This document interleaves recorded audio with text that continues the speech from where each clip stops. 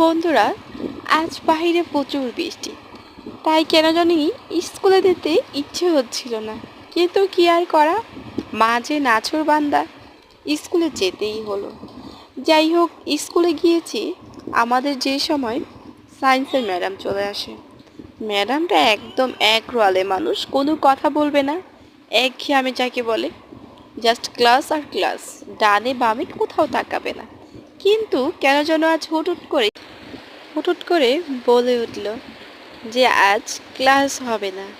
আমরা গান নাচ গল্পে মেতে উঠেছিলাম। মনে হলো আজ তো শিক্ষাবর্ষের কিছুই না, কিংবা ম্যাডামের জন্মদিন না, তাহলে বা কেন এত আনন্দ।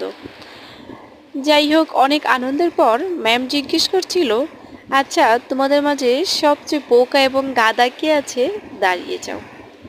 বেশ অনেকখানি পর একটি ছেলে দাঁড়িয়ে গেল। আমরা সবাই অবাক। ম্যাম জিজ্ঞেস করলো, কি ব্যাপার, তুমি কি গাদার বোকা? ছেলেটি বলল, না ম্যাম, পুরো ক্লাসের মাঝে আপনি একা দাঁড়িয়ে আছেন, তো কেন যেন নিজেকে খুব খারাপ লাগছে, আপনার সঙ্গ দেওয়ার জন্য দাঁড়িয়ে গেলাম।